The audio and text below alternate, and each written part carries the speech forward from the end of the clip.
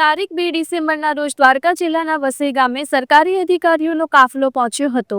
મામલતદાર સાહેબ અને ખેતીવાડી અધિકારીઓ જમીન માપણી માટે ગામમાં આવ્યા હતા, પરંતુ ગામના તમામ ખેડૂતો એક જ અવાજે સરકાર સામે પોતાની સ્પષ્ટ માંગ સાથે ઊભા રહ્યા। ખેડૂતોએ સ્પષ્ટપણે જણાવ્યું કે અમારી જમીન એરપોર્ટ માટે આપવી નથી અને આપીશું પણ નહીં। ખેડૂતોનો આક્ષેપ હતો કે ખેડૂતો સાથે કોઈ પૂર્વ સંવાદ કરવામાં આવ્યો નથી અને સરકારે કાયદાની મર્યાદામાં રહીને જ કામગીરી કરવી જોઈએ। મામલતદાર સાહેબે ખેડૂતોને સમજાવ્યું કે સરકારના આદેશ મુજબ જ અમે સર્વે માટે આવ્યા છીએ।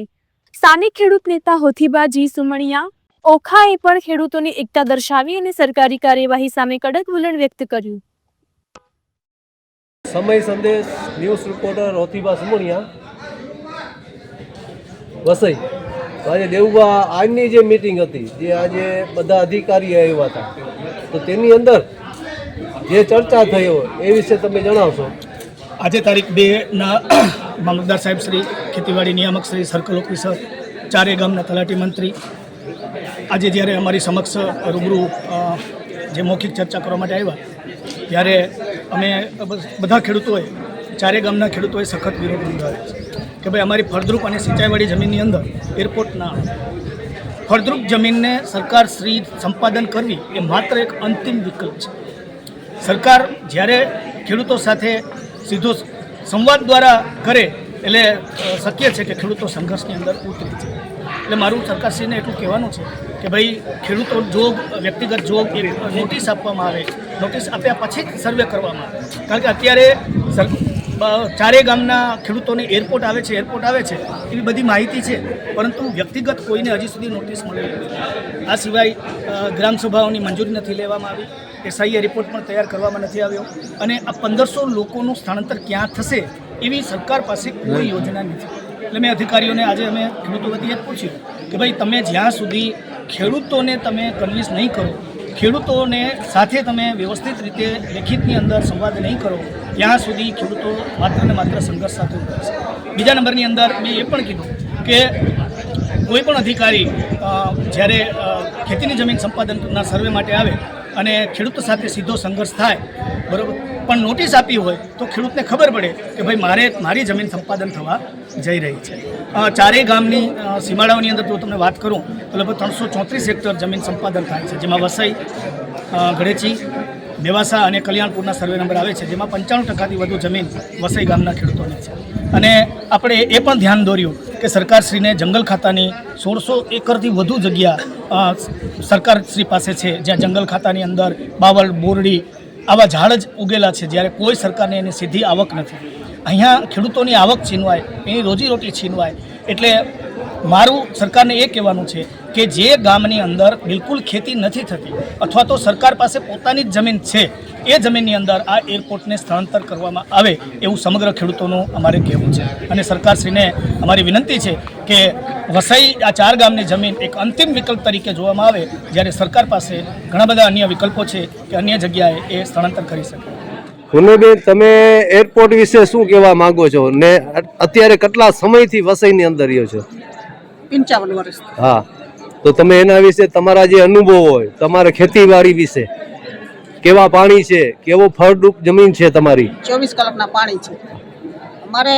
શનિ જાડી 1800-1500 વર્ષની છે, એ ક્યાં જશે? અમે ઈચ્છતા જ નથી કે આ એરપોર્ટ આવે ને, અમે ઈચ્છતા જ નથી। એક છેડે 70 માણસ જશે ક્યાં?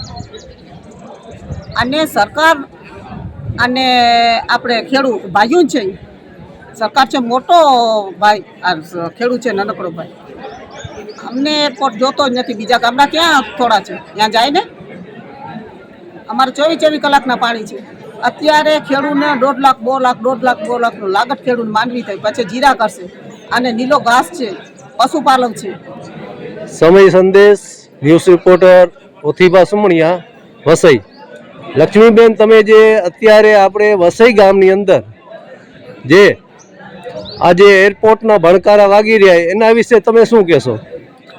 વસઈ ગામની અંદર બીજા 4 ગામોની અંદર પણ સર્વે કરવામાં આવે છે, અને ઘણા બધા એવા ખેડૂતો, જે 1500 જેટલા ખેડૂતો એરપોર્ટ બાબતમાં જમીનો સંપાદન કરવા માટેનું ઉપરથી એવું અમને સંદેશા મળે છે, અને એ મિટિંગો પણ થાય છે।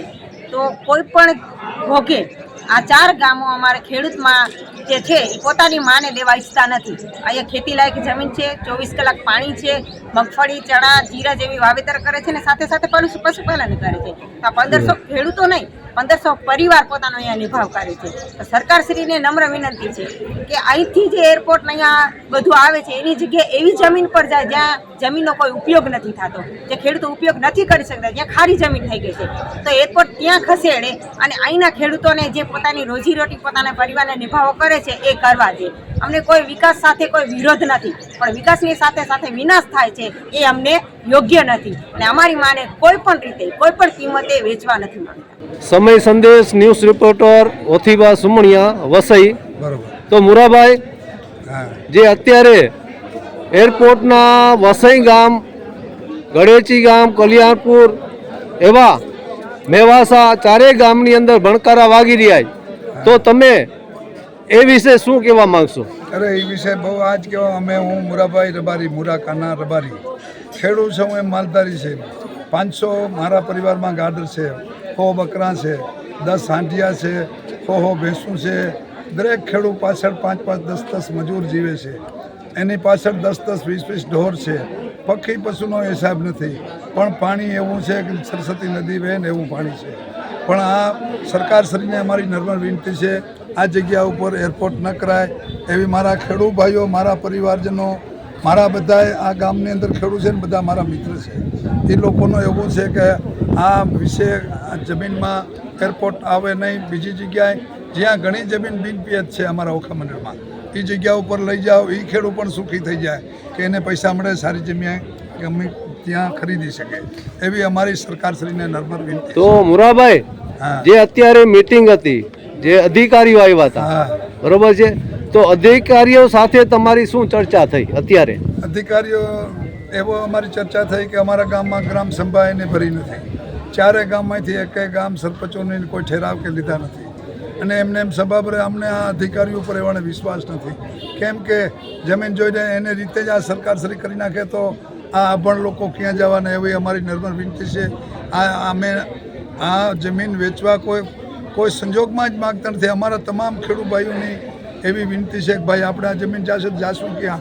આ કોઈ અમારા ગામના માણસો બીજે ગામે રહેવા પણ માગતા નથી. તો અત્યારે એ લોકો સર્વે કરવા માંગે છે, હા, તો તમે ખેડૂત લોકો એને સર્વે કરવા દેશો? નહીં, કરવા નહીં દે. કોઈ અમારા કોઈ સંજોગે એ વેચાણ સર્વાઈ નહીં કરવા દે. અમારા આખા ગામની મને જ્યાં જમીન દેવી ત્યાં સર્વે કરવાનો મતલબ જ શું છે? તો અમારી જમીનને અમને ખબર હોય. તમારે જમીન દેવાની નથી એમ? તમારે જમીન દેવાની જ નથી એમ? નહીં, જમીન કોઈ સંજોગમાં દેવાનું નહીં. કદાચ એના કરોડોમાં હિસાબ કરે. અમે આમાં ભૂખ કાઢીને જીવી ગયા. હવે તો પૈસાવાળા છે કે બધે પાસે ખૂબ કાયમ 5-5 હજારની આવક થાય છે. માંડવી થાય, મરચી થાય, મગફળી થાય, જુવાર, બાજરા, આ બધું દ્વારકામાં, મીઠાપુરમાં નીલું વેચાય. અમારા ગામની આ 4-5 ગામનું જ નીલું વેચાય. મેવાસા, વસઈ, ગળેચી, બાટીસા, એ જ ખેડૂતો. બીજા ગામમાં તમે તપાસ કરો કેટલું નીલું વેચાવા આવે. સમય સંદેશ ન્યૂઝ રિપોર્ટર ઓથીબા સુમણિયા, ગામ વસઈ. તો ખેડૂત ભાઈ હારે આપણે ચર્ચા કરવાની છે કે જે તમારા વસઈ ગામની અંદર જે અત્યારે એરપોર્ટના ભણકારા વાગી રહ્યા તેના વિશે તમે શું કહેશો અને તમારો પરિચય આપશો? હા, જય ભવાની. મારું નામ છે મુરાભાઈ રબારી, મુરાકાના રબારી. અમારે કેટલોય માલ છે, ખેતી છે, માલધારી છું. અમારે ખેતી છે ને એને એક ખેડૂત પાસે 5-5, 10-10 મજૂર નભે છે. એ ઘરના પણ પરિવારે એમાં જ નભે છે. બીજા નંબરમાં એક ખેડૂત પાસે 5-5, 10-10 ગાયો ભેંસું છે. બીજા નંબરમાં પક્ષી પશુ છે. પણ બહુ વિશાળ ખેતી 3-3 ફીટ થાય છે. પાણીવાળી જમીન છે, સરસ્વતી નદી જેવો પ્રવાહ છે અહીંયા. પણ એ નદીની અંદર એમાં બોર છે, બધા છે, પણ કરમ સંજોગે આ સરકારી માણસો જ લખતા નથી કે અમે જ્યારે જીબીની લાઇટ લઈએ છીએ ત્યાં અરજી કરીએ છીએ, ત્યાં બોર આવે છે, તો એ લોકોને આમ ઓનલાઈન કાગળ કરે તો એમાં કરી દેવું પડે. તો અભણ માણસો વધારે છે. ખેડૂત છે એ માલધારી છે. એરપોર્ટ અહીંયા આવે તો બીજી જગ્યા ઉપર જાય એમાં અમે રાજી છીએ. એરપોર્ટ વિરુદ્ધ નથી, એમ ભાજપ સરકાર વિરુદ્ધ નથી. ભાજપના તો માણસો છીએ અમે. અમારા ધારાસભ્ય અમારા બાપ સમાન બહુ મહાન માણસ. પણ એ વિશેની વાત એવી છે કે બીજો ઘણી વસ્તુ છે ને અત્યારે લીલો ઊભો છે તો બધે જોઈ શકે. અમારે નથી દેવી ખેતી, અમારી માન છે ને, માને કોઈ વેચે. અને અમારા પીડાનો છે ધંધો. અમારે ક્યાં જવું નથી. આ સરકાર તો વેચતા બદલાય પણ દેશે બદલાવશે. અમને જોતો જ નથી એરપોર્ટ, કોઈ દી અમને જોતો નથી. ઓકે.